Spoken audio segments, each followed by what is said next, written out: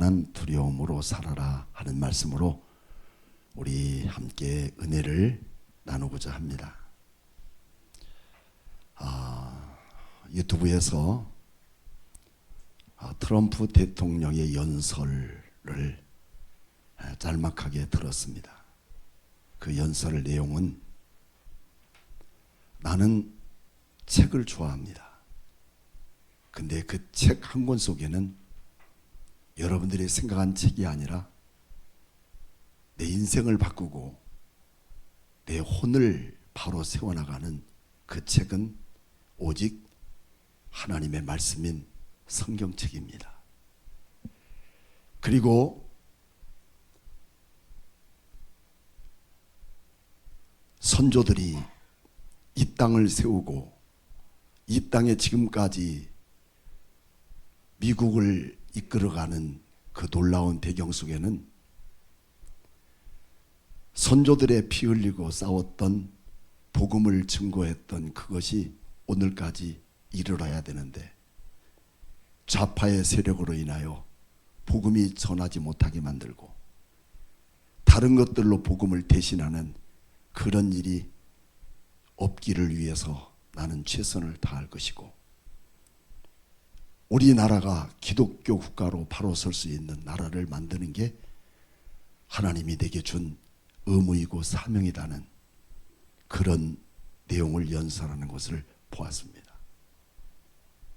가슴이 뜨거워졌습니다.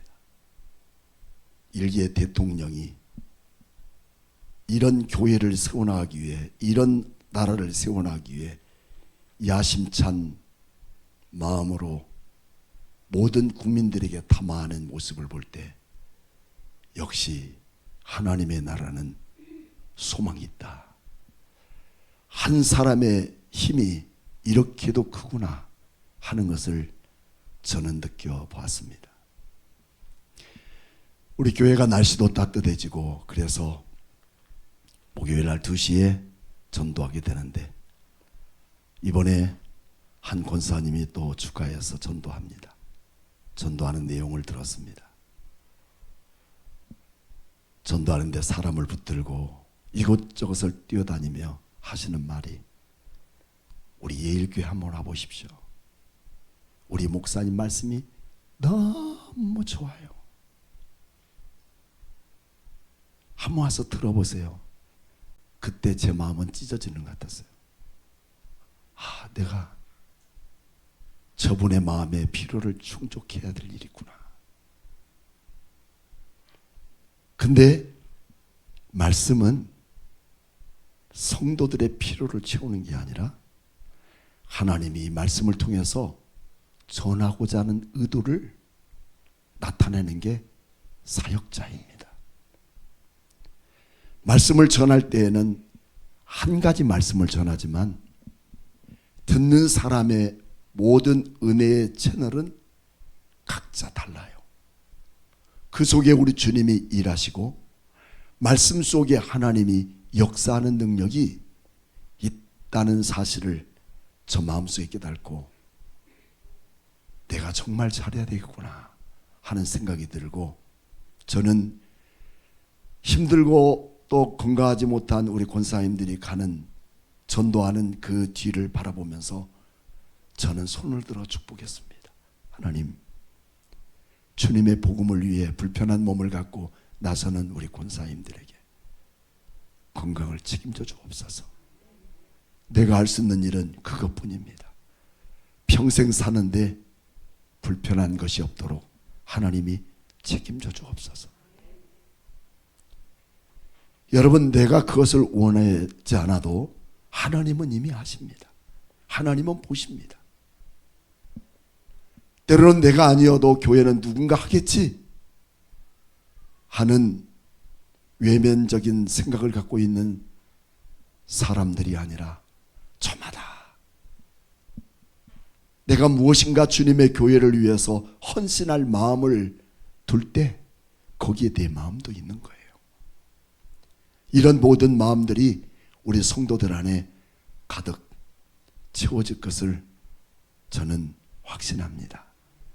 이러면서부터 하나님의 교회는 새로운 국면을 맞게 되고 새로운 부흥을 꿈꾸게 하고 새로운 비전을 보이게 되어지는 것입니다.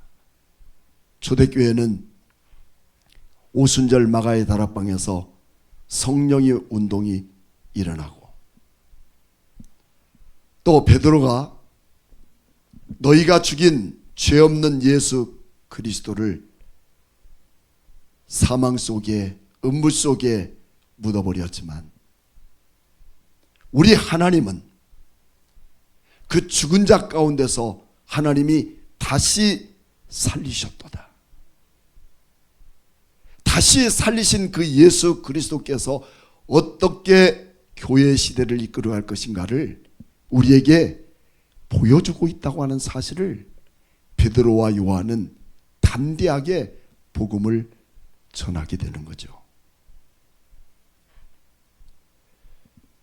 그러므로 인해서 수없는 사람들이 3,000명, 5,000명씩 베드로의 설교를 듣고 시퍼런 당시에 유대교의 이권주의의 소나기에서 예수 그리스도를 짓밟아버린 그들 속에서도 진짜 복음이 무엇이냐, 진짜 진리가 무엇인가를 찾아가기를 원하는 수많은 무리들은 하루에도 3,000명씩, 그리고 안진뱅이를 고친 사건 때문에 하루에도 5,000명씩 모여서 함께 기도하고 함께 복음을 전하고 함께 부활하신 예수님을 찬양하기 시작하면서 집회가 다 끝나도 야 너희들 집에로 돌아가 해도 가지 않는 거예요.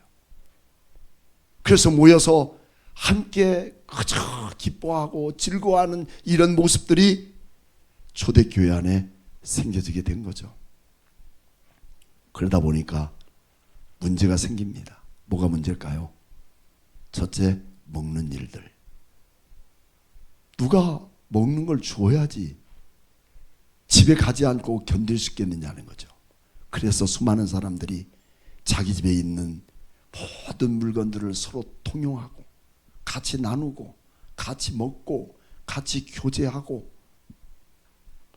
이런 모든 것들을 갖게 되었고, 또 어떤 사람들은 자기 가진 밭을 팔고 재산을 팔아서 그 음집회에 있는 수많은 무리들이 복음을 듣고 와보니 별별 사람들이 다 있는 거예요.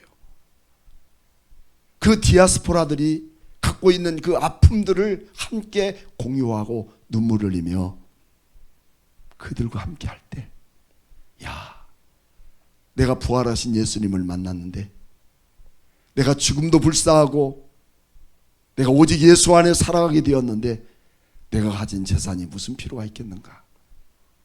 밭을 팔아가지고 함께 그들 사도 앞에 갖다 놓고 모든 성도들과 함께 나누게 하는 이런 초대교회의 놀라운 역사가 이루어집니다. 여러분 4장 36절 37절을 한번 눈여겨보십시오. 그보레에서 난 네이족 사람이 있으니 그 이름은 누굴까요? 이름은 요셉이라. 근데 그 요셉을 제자들이 이름을 바꿔줘요. 뭐라고 바꾸냐면 바나바라고 이름을 바꿔줍니다. 본 이름은 요셉인 거죠. 그래서 이 바나바라고 하는 이름을 해석하니까 위로자다. 너는 위로자야. 힘들고 어렵고 고달픈 영혼들, 그들에게 참된 위로는 너 바나바구나. 이름을 바꿔줍니다. 여러분, 교회가 복음이 있는 곳에, 예수 그리스도의 살아있는 능력이 있는 곳에, 4장 12절 말씀에 다른 이로서는 구원을 얻을 수 없나니 천하 인간의 구원을 얻을 만한 이름은 다른 사람에게, 문선명에게, 어머니 하나님이신 장길자에게, 또 이만희에게 내가 준 일이 없다. 오직 그 이름은 예수 그리스도뿐이라는 사실을 마음속에 확신했던 그 모든 사람들 속에는 모여서 서로 같이 기도하고 나누고 그 그 기쁨을 나누고 또 주는 기쁨을 누릴 수 있는 그런 놀라운 역사들이 생겨집니다. 여러분, 이것이 교회입니다. 할렐루야. 교회는 언제나 풍족해야 합니다. 교회는 언제나 넘쳐야 됩니다. 사랑도 넘치고 모든 것들이 넘쳐서 함께 공유하고 그 모든 것들을 실천해 가는 거예요. 이번에 우리 집사 직무 세미나 하는데 먹는 것 때문에 강의를 못 하겠어요. 얼마나 각자 뭐가 싸우고 이거 싸우고 저거 싸서 날리고, 심지어는 여러분 팥죽까지 넘치도록 싸서 함께 나누고 공유할 수 있다는 것은, 목사님 마음이 이것보다 더 기쁜 일이 없더라고요. 너무 감사하고 기뻐. 이게 교회입니다. 그때 무슨 일이 생기느냐? 5장 문제가 생깁니다. 5장 문제가 생기는데 5장에 등장하는 두 사람, 이름은 아나니아와 삽비라입니다. 삽비라 말은 경상도 말이 아닙니다. 물건 사러 가서 야 삽비라, 경상도 말이 아니라 성경 말이야. 아나니아와 그 부인 삽비라가 등장됩니다. 가만히 보니까 그 수많은 5천 명씩 몰려드는 그 사람들 속에 사도들이 이름을 바나바라고 지어주고 하나님의 위로자라고 말해주고, 여러분 칭찬은 모든 사람의 가슴을 울렁이고 감동하게 하는 일을 나타나게 될 때 아나니아와 삽비라가 역시 마음을 감동을 된 거야. 여보, 우리도 바지는 거 다 팔아서 오늘 베드로와 요한이 설교하는 그 예배당에 가지고 갑시다. 할렐루야. 아멘이 좀 늦게 나오죠. 그래서 이 아나니아 삽비라가 오케이, 둘이 합의했어요. 그래서 밭을 팔았습니다. 근데 여러분 1절 말씀 보면 아나니아라는 사람이 그 소유를 그의 아내와 삽비라와 뭐라고 그랬어요? 더불어 소유를 팔았다. 여러분 더불어 어디서 많이 들었던 내용이죠? 이 더불어란 말은 함께 삶을 공유하고 너와 내가 섞여 산다 그 말이에요. 얼마를 감추고 그 아내도 감추는 것을 알게 돼요. 그래서 여러분 우리가 신앙생활하는데 가장 정통적이고 믿음의 지조를 가져야 할 사람이 꼭 가정에는 있어야 돼요. 아내의 역할이 바로 그 방향의 키가 돼야 돼요. 여러분 가정의 여자분들 반드시 신앙의 표대를 바로 세우기 바랍니다. 흔들리지 않고 요동치 않는 신앙의 표대가 분명히 있어야 되는데, 이 물질만큼은 이 아내도 어쩔 수 없이 성경에 아내도 알더라. 그래서 얼마만 가져다가 사도의 발 앞에 두게 되죠. 다시 말하면 두 마음을 갖게 된 것이에요. 언제나 우리는 두 마음은 나뉜 마음이 됩니다. 야고보 사도는 늘 교회 안에서 나뉜 마음을 갖지 말라고 합니다. 두 마음을 품지 말라고 합니다.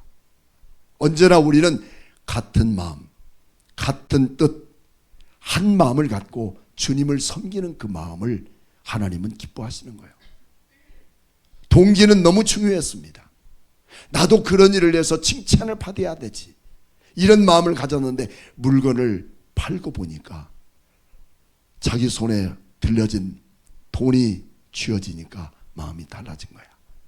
그래서 얼마를 감추고 얼마를 사도 발 앞에 둡니다.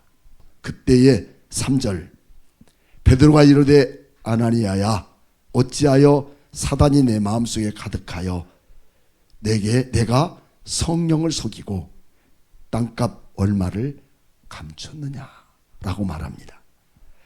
여러분 여기서 베드로는 아나니아에게 분명히 말하고 있는 것은 네가 잘못했구나, 네가 속이고 있구나, 네가 하나님과 하나님의 종들을 속이고 있구나 묻지 않습니다. 뭐라고 말하고 있는가? 어찌하여 사탄이 내 마음에 가득했느냐. 이게 주된 목적입니다.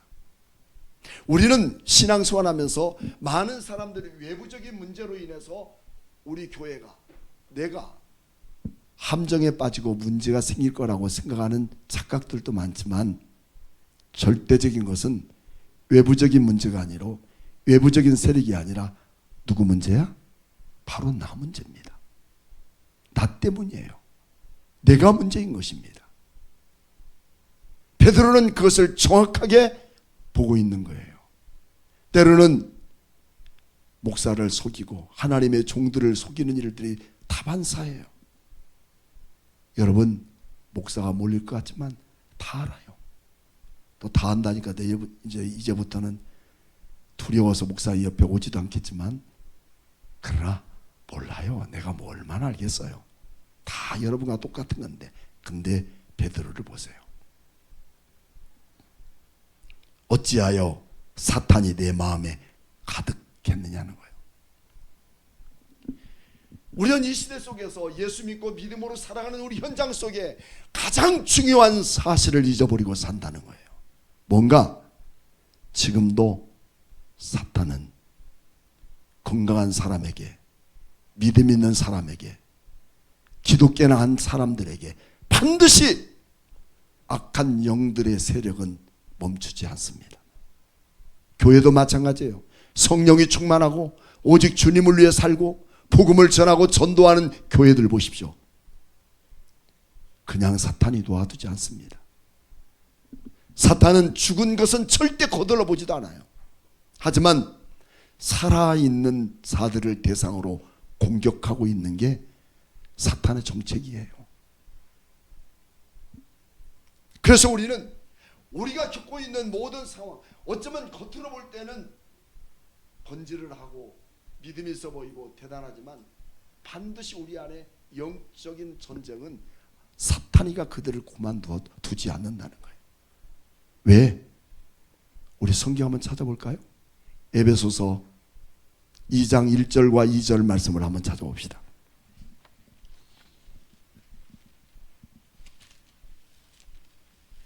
고린도 전후서 다음에 갈라디아서, 그 다음에 에베소서 2장 310쪽입니다. 신약성경 310쪽 같이 한번 읽어봐요. 시작. 그는 허물과 죄로 죽었던 너희를 살리셨도다. 그때 너희는 그 가운데서 행하여 이 세상 풍조를 따르고 공중 권세 잡은 자를 따랐으니 곧 지금 불순종의 아들 가운데 역사하는 뭐예요? 영입니다. 이 영이 바로 뭐냐면 우리를 넘어지게 만들고 우리를 불행하게 만들고, 지금 우리가 추구하고 있는 가장 중요한 것이 무엇인가를 흐리게 만들어서 내 안의 이권, 내 안의 만족, 내 안의 기쁨을 또 다른 기쁨으로 만들고 있는 그런 영적 전쟁이, 사탄은 우리를 공격의 대상으로 삼고 있다는 것을 잊어서는 안 되는 거예요. 여러분들이 교회 다니기 때문에, 기도 좀 하기 때문에, 말씀대로 살기 때문에 여러분 온전한 것 같지만, 절대로 악한 영들은 우리의 약점을 기가 막히게 알고 나를 공격하고 있는 것에 여러분 마음 빼앗기면 안 됩니다. 여러분은 주님의 축복된 자녀임을 믿습니다.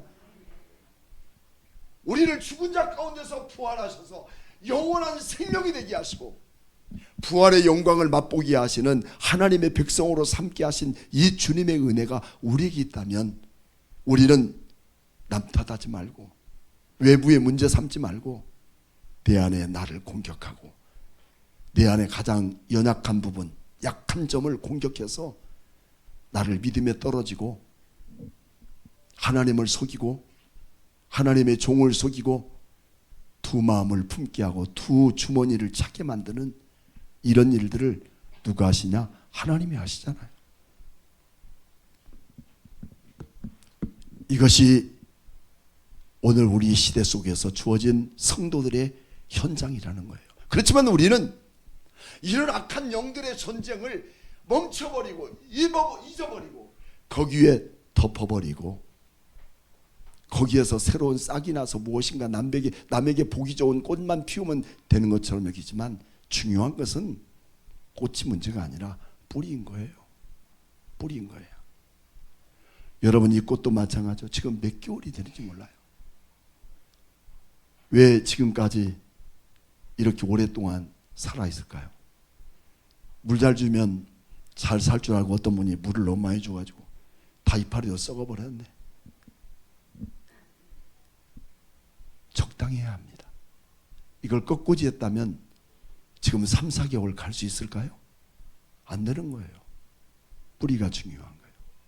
다시 말하면 여러분 본질, 여러분의 첫사랑, 첫믿음, 내가 간직했던 주님 만난 첫사랑을 내 마음속에 새기고 내가 본질로 돌아가는 내 삶의 운동이 이루어지지 않는다면 악한 영들에게 우리는 휘말려 버려서 그것이 만족한 것처럼, 그것이 정당한 것처럼 살아버리고 참된 주님의 복음과 진리를 잊어버리고 표류하고 있는 우리 인생 아니겠습니까? 이것을 발견해야 돼요. 이것을 잊어서는 안 돼요. 이것을 공략하고 있는 게 사탄인 거예요. 처음의 의도는 얼마나 좋았습니까? 부부가 함께 이처럼 많은 사람들, 예수를 믿고 구원받은 저 사람들을 위해서 내가 무엇인가 해야 되겠다는 그런 항의성을 갖고 우리가 시작한 것이, 여러분, 이렇게 변질돼 버린 것이 누구 때문일까요? 나를 공략하고 있는 사탄의 어두운 세력 때문이라는 거예요. 수없이 지금도 우리의 마음을 두드리고 있는 게 복음보다 더한 능력이 우리의 삶 속에 주어지게 되는 거예요. 그럴 때마다 하나님은 이들에게 회개할 수 있는 기회를 주신다는 거예요. 악한 영들의 세계를 이길 수 있는 능력도 누구에게 있어요? 내 힘으로 불가능한 하나님이 주시는 거야. 근데 하나님이 주시는 가장 중요한 원인 중에 하나는 너 네 마음 회개해라, 달라져라 하는 거예요.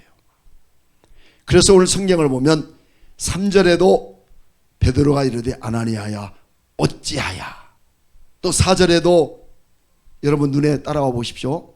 이게 동일한 성경을 강조하고 있는 것은 성경에서 우리를 집중적으로 보시면서 내게 강조점을 요구하고 있는 거죠. 어찌하여. 또 4절에도 내 마음대로 할 수 없었더냐 어찌하여. 또 4절 9절에도 보면 삽비라에게 어찌하여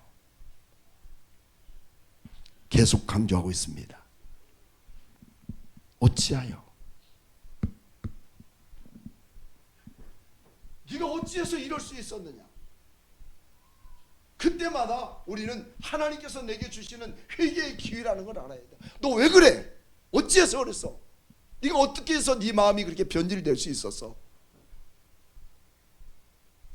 그때에 우리는 정중하게 주님께 무릎 꿇고, 하나님, 이것은 내 약점이었습니다.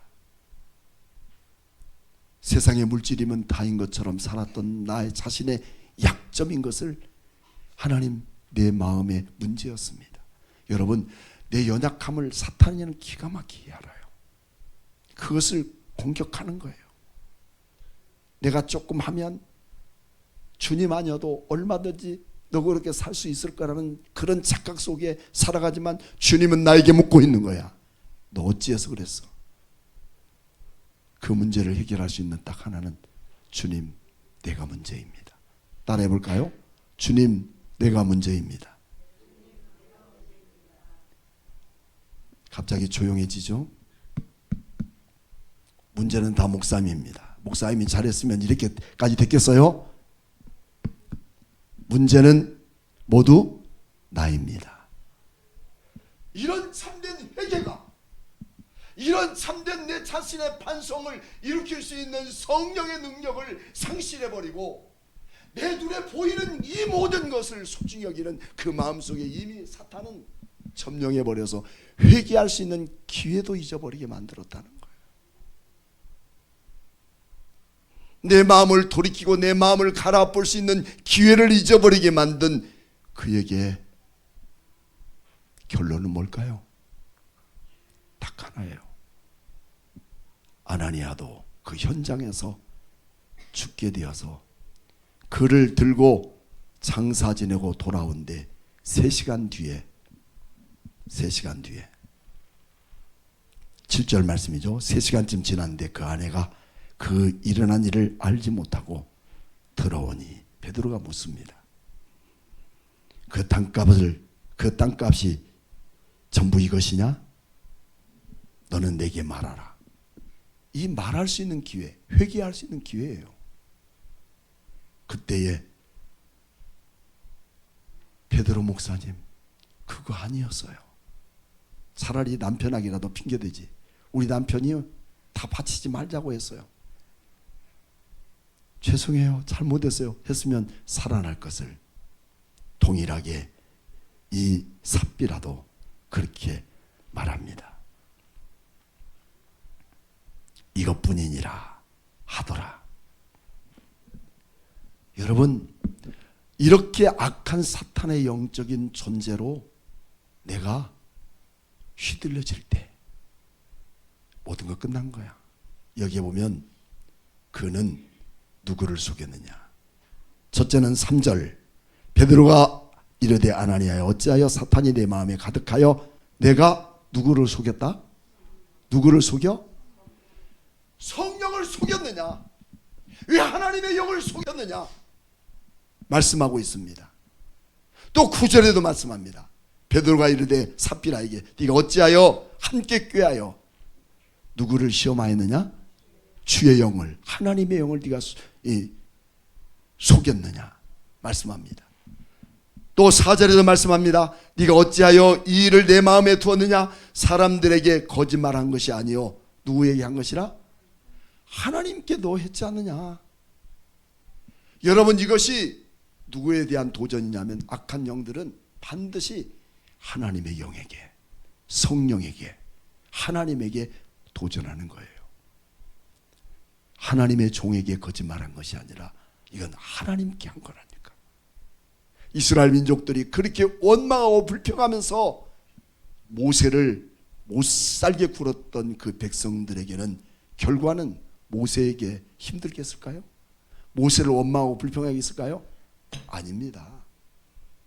그 일을 이루시는 하나님, 그 일을 성취하신 하나님, 그 하나님을 배반하고 그 하나님을 거절하고 그 하나님을 업신여긴 그 죄로 인해서 그들은 38년 동안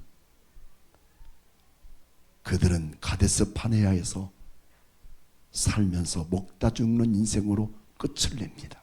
하나님의 축복된 가나안 땅 바라보지도 못했어요.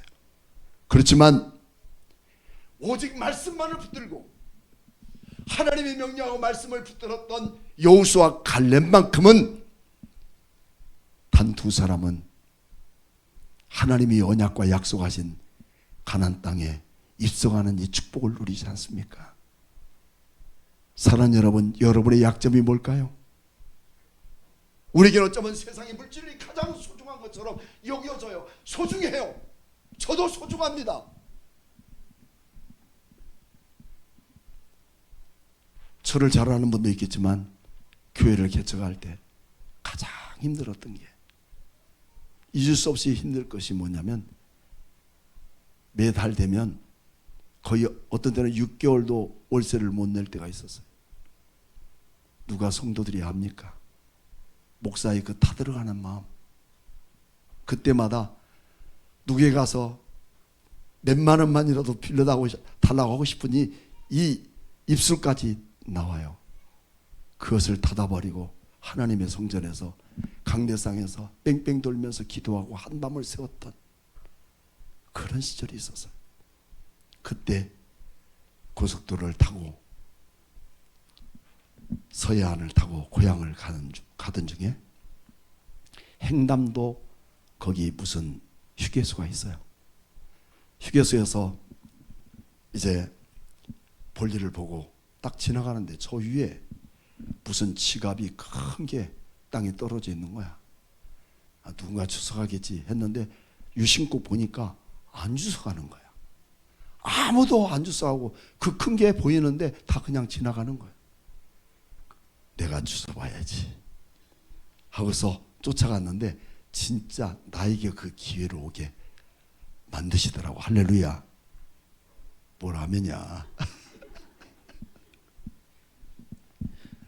그래서 진짜 주셨어요. 진짜 나에게 행운이 오도록 딱 지갑을 주셔서. 동영아, 기분 좋겠지? 진짜 그 주셔서 지갑을 딱 여는데 웬일입니까? 그 지갑 안에 수표부터 시작해서 그 현금들이 꽉 찬 거예요. 그래서 그걸 들고 빨리 나 혼자 차 안에 들어갔지. 굉장히 흑암의 깊은 내막이 흐르고 있죠. 그런데 내 마음속엔 지금도 고백하지만 그 안에 들어있는 돈 1푼도 나는 내 것이라는 것을 생각하고 내가 가져야 되겠다는 생각 없이 돈보다도 그 안에 명함이 있거나 전화번호가 있거나 근데 명함도 없어. 주민등록이 딱 하나 있어. 그래서 그 주민등록 보니까 전화가 없는 거예요. 주민등록증에 무슨 전화가 있겠어요. 야, 이거 주민등록 한번 조회해봐라. 그래, 전화번호 한번 찾아봐. 지금은 택도 없죠. 그때는 예, 목사님 알았습니다. 무슨 일이 있습니까? 아, 이런 일이 있었다. 금방 전화 왔어요. 이분 전화번호 여겁니다. 전화 딱 걸었더니 누구세요? 어디십니까? 그랬더니 저는 서해안 고속도로를 달리고 있습니다. 아, 큰일 났구만. 혹시 지갑 잊어버렸습니까? 잠깐만요. 잊어버렸네요. 그때 산 거야. 지금 어디냐고. 그래서 아, 나의 행담도 휴게소에 있는데 저 지금 아직 가지 않고 거기 있습니다. 쫓아왔어요. 그거 가지면 6개월 거 교회 월세 내지 못한 거 다 해결되는 건데 주면서 그랬어요. 세상에는 많은 나쁜 사람도 많지만 때로는 좋은 사람도 있듯이 근데 그분이 정말 필요한 돈이더라고요. 돈 필요하지 않는 사람 어디 있겠어요. 그래서 당신도 앞으로도 남의 아픔을 채워가면서 살고 예수 믿으시라고. 얼마나 경황이 없는지 거기서 5만 원짜리 하나도 빼주지도 않고 그냥 가더라고. 물론 원하지도 않았지만요. 얼마나 기쁜지, 얼마나 감사한지. 아마 그분도 지금까지 저를 잊지 않을 거예요. 목사님이 한 말 한마디가 잊어버리지 않을 거예요. 사랑하는 여러분, 우리의 마음속에 내 마음의 약점을 기가 막히게 사탄이 알고 내 눈에 밝히도록 했지만 거절할 수 있는 은혜, 초심의 마음을 잃지 않는 그 믿음, 오늘 여기에 목사로 서게 하신 것이 아니겠습니까? 사랑하는 여러분, 마지막으로 이런 사건이 벌어지고 나서 아나니아도 삽비라도 모두 현장에서 죽는 모습을 보고 그 주변에 수많은 5천 명 이상 되는 무리들이 그 광경을 다 봤지 않겠습니까? 보고서 어땠을까요? 성경을 봅시다. 5절 말씀. 자, 아나니아가 이 말을 듣고 엎드려져 혼이 떠나니 이 일을 듣는 사람들이 다 어떻게 해요? 크게 두려워하였도다. 여지껏 이런 적이 없어요. 두려워했어요. 또 삽비라가 그런 사건을 만나고 11절 온 교회가 이 일을 듣고 사람들이 다 크게 두려워하니라. 마지막 결론을 내립니다. 사랑하는 성도 여러분, 우리는 지금까지 내가 바라고 원하는 것이 주님이 아니고 세상이 원하는 것, 세상이 바라는 것, 내가 이 땅에서 만족하고 이 땅에서 최고인 것처럼 살아갈 수 있는 그 가장 소중한 물질의 힘이 내 삶의 능력인 것처럼 여기고 살아가는 그 당시의 모습을 우리는 고스란히 우리에게 드러내주고 있어요. 당시의 로마 시대 속에서 로마의 황제가 이스라엘 백성들, 유대 민족들을 다스릴 수 있는 다스릴 힘이 부족하니까 그 당시에 10명의 정치적 인물들을 내세워서 유대 민족을 다스리게 만듭니다. 그 첫째가 헤롯 대왕, 총독, 분봉왕, 사내들인 공회, 대제사장, 그 다음에 바리새인, 서기관, 사두개인, 에센파, 열심당, 이런 10명을 통해서 나라를 다스리는데, 이 모든 사람들은 성경은 믿지만 예수 그리스도 같은 사이비 종교를 죽이는 악당들입니다. 그렇지만 너희들이, 그 사람들이 예수 그리스도를 십자가 못 박아 죽였지만, 여러분, 이 교회의 탄생과 이 교회의 놀라운 역사들은 하루아침에 3,000명씩 5,000명씩 불어나고 수많은 사람들의 재산에 가져다가 나누는 이것이 전부인 것처럼 여기는 우리의 생각을 바꾸지 않으면 안 돼요. 진짜 핵심이 뭘까요? 많은 것, 가진 것, 이것이 아니라 그 가운데서 죽은 자 가운데 하나님이 다시 살리신 예수. 다시 말하면 우리에게 부활의 신앙이라는 거예요. 내 눈에 보이는 것 전부가 아니라 그 이상을 넘어뛴 신비로운 하나님의 부활이 여러분의 가정에, 여러분의 직장에, 여러분의 사업장에, 요즘처럼 정치적인 어려운 시대 속에서 경제적 불황을 얻고 있기 때문에 어떻게 하면 내가 먹고 살 것인가에 대한 생각에 젖어버린다면 이건 교회가 아니에요.